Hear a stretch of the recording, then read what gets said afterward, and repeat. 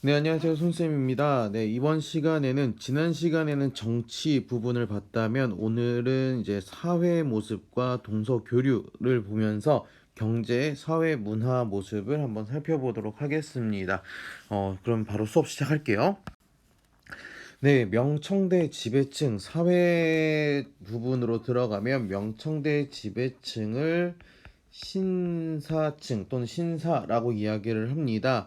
성립을 말씀드리면 학교와 과거제, 과거제의 결합으로 형성이 됩니다. 그래서 이 과거제를 통해서 인재를 뽑는데 인재가 굉장히 많잖아요. 중국 인구가 많다 보니까 지방에서 그냥 과거의 초시 정도만 합격하면 이렇게 지배층, 신사층으로 대우를 받는데요. 이들은 뭐 요역 을 면제를 받거나 형벌에 대해서 면책 특권이 있고요. 그러면서 역할은 정부와 백성을 대변하면서 지방관을 보좌하면서 사회 안정과 풍속을 유지하는 역할을 가지고 있습니다. 근데 이건 참고로 그렇지만 사적으로는 저런 특권을 남용하기도 하고요. 그리고 이들은 지주층으로서 활약을 해서 음, 전호들에게 이제 소장료를 받기도 하고요. 그리고 각종 고리대 같은 것들도 일삼으면서 사익을 추구하는 모습도 종종 보이더라. 그냥 이런 식으로만 이해만 하세요. 요거는 뭐 크게 중요한 건 아니지만, 네. 이제 경제적으로 농업 발전에 대해서 살펴보려고 합니다. 농업 생산이 발전합니다. 요거는 이제 뭐 조선 후기 때도 마찬가지지만 아메리카 작물이 도입되고 상품 작물이 재배됩니다. 대표적으로 요때 들어온 작물들이 뭐가 있냐? 뭐 옥수수라든지 그다음에 고구마 같은 작물이 있을 것이고 그다음에 상품 작물로서는 뭐 차, 그다음에 담배, 그리고 사탕수수 요런 것들을 팔면서 이제 먹고 사는 문제가 아니라 경제활동, 돈을 버는 그런 농업의 모습이 보여집니다. 그러면서 인구 증가의 영향으로 새로운 세제가 만들어지는데 그게 바로 지정은제입니다. 지정은제가 요때 시행이 되는데 요건 언제 시행이 되느냐? 요거는 청나라 때, 우리 명나라 때 참고로 또 가지고 오면 명나라 때는 일조 편법이라는, 이래서 은으로 세금을 내는 제도가 있었다면 이제 청에 들어와서 지정은제가 만들어지는데 요거는 어 지세와 정세, 인두세를 은으로 한꺼번에 포함한다라는 겁니다. 그래서 세금에 인두세, 즉 사람에게 붙는 정세가 폐지가 된 거죠. 그래서 이와 관련해서 이의 결과로 인구가 중국에서 급증하게 되는 결과를 가지고 온다 정도만, 이 지정은제에 대한 이해만 좀 여러분들이 갖고 있어 주시면 좋겠습니다. 그러다 보니까 이제 토착민이랑 이주민들의 갈등이 증폭됩니다. 요거는 뭐 창장강 중상류, 창장강 하류 요 부분도 이해가 될 수 있고요. 동남아시아에 이들이 이제 해외로 진출을 하면서 화교 사회가 형성이 되었다 정도만 여러분들 이해하시면 되겠습니다. 넘어가죠. 그럼 상공업적으로는 어떻게 발달을 했는가? 경제 중심지가 나누어진다라고 되어 있습니다. 아까 쌤 얘기했지만 창장강 하류 지방과 창장강 중상류 지방으로 나누어지는데 창장강 하류 지역은 수공업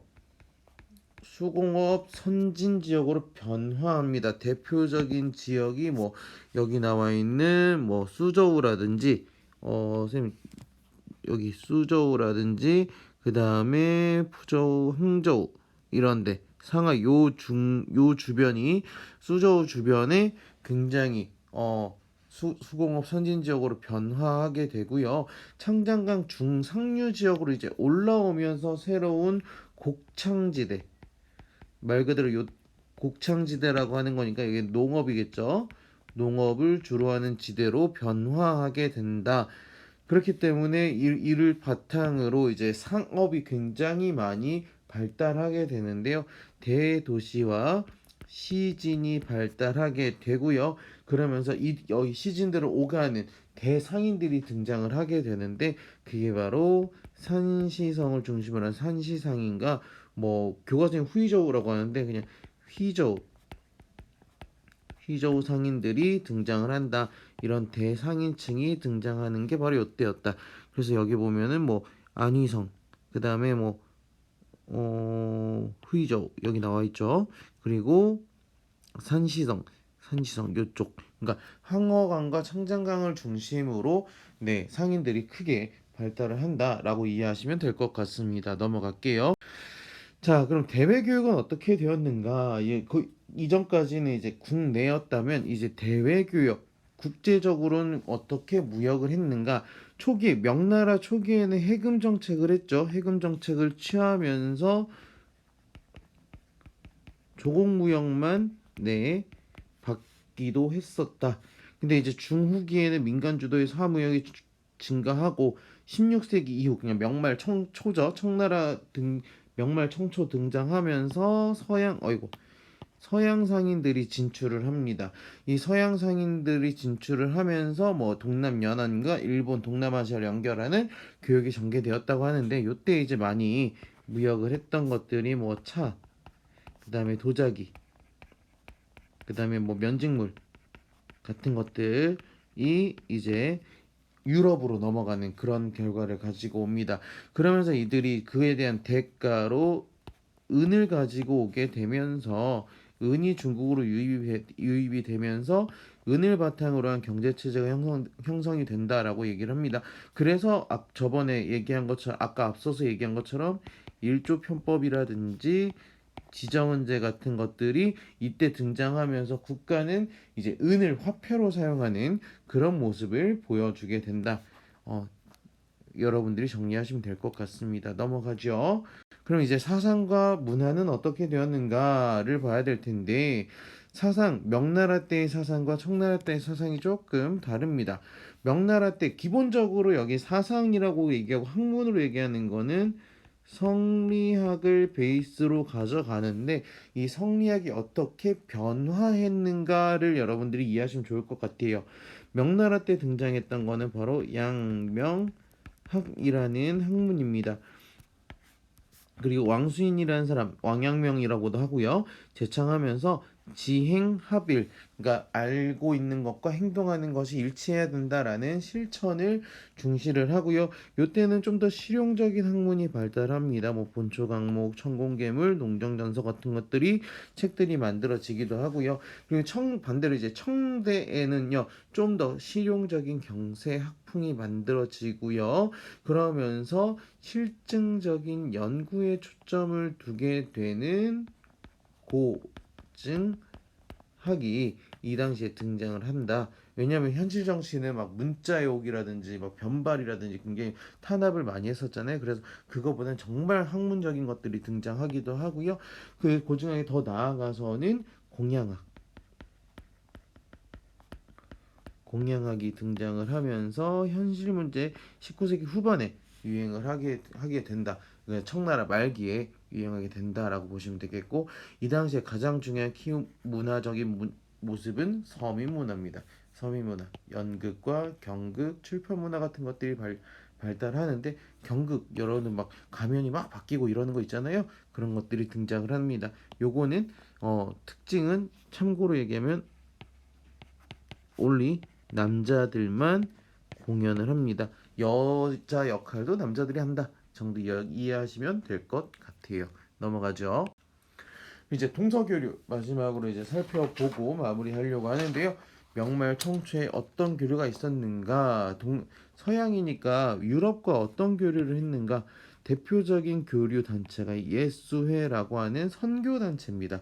선교 단체, 그러니까 천주교 단체가 넘어와서 서양 학문을 적극적으로 소개를 하는데 대표적인 인물이 누구였는가? 그게 바로 마테오 리치입니다.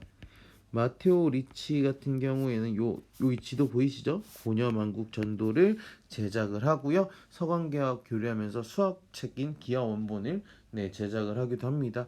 요 지도가 이제 전래가 되면서 중국이 세상의 중심인 줄 알았는데 중국이 생각보다 크지가 않네라는 의미도 담게 됩니다. 뿐만 마테오 리치뿐만 아니라 아담 샬과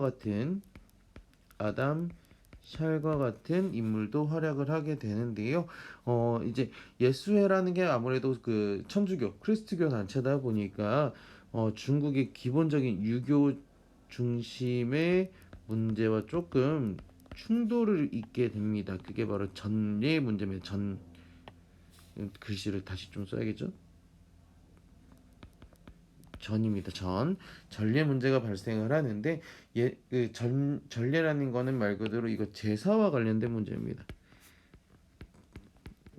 돌아가시면 제사를 이제 동아시아에서는 지내는데 크리스트교 같은 경우에는 뭐 십계명에 나 외에는 다른 신들을 믿지 말라라는 규정이 있는 것처럼 계명이 있는 것처럼 이 조상에 대한 제사를 우상 숭배로 보는 관점이 있었어요. 그러다 보니까 요거에 대해서 그 청나라의 입장 그리고 교황의 입장이 여기 나와 있는데 한번 보시면서 한번 정리를 한번 해보죠. 최고의 신인 데우스는 중국말로 적절한 번역어가 없으므로 이 진정한 신을 표현하기 위해서 천주라는 용어를 허용해야 한다. 제사는 미신이므로 어떠한 경우라도 크리스트교도는 참석해서는 안 된다라고 이야기를 하는 교황의 교령이 있습니다. 근데 이거에 대해서 청나라는 어떻게 받는가? 각 지방의 각성에 있는 선교사 중에서 역법과 특별한 기능에 능통한 자는 베이징을 올려보내 쓰고 나머지는 모두 마카오로 보내소서라고 얘기하면서 다 보내소서 엄히 금지하고 그래서 중재로 다스리라라고 얘기하면서 정말 필요한 사람들만 받아들이고 나머지들은 다 보내버리는 그런 문제가 있었습니다. 그래서 서양과 문화 교류가 이때 청나라 후반쯤에 이제 마무리되는 중단되는 결과를 가지고 오게 되었다라고 이해하시면 될 것 같습니다.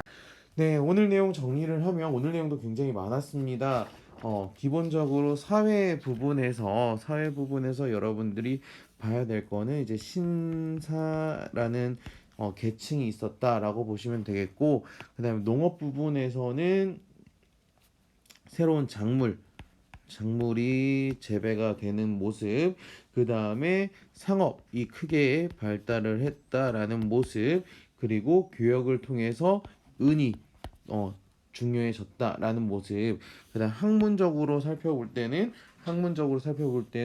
새로운 학문 어떤 거? 뭐 양명학이라든지 고증학이라든지 공양학 같은 것들이 등장을 했고 또 마지막으로 무슨 서민문학 있었고요. 그리고 서양과의 교류에서 마테오 리치 같은 사람들이 지도를 갖다 줬는데 전례 문제로 인해서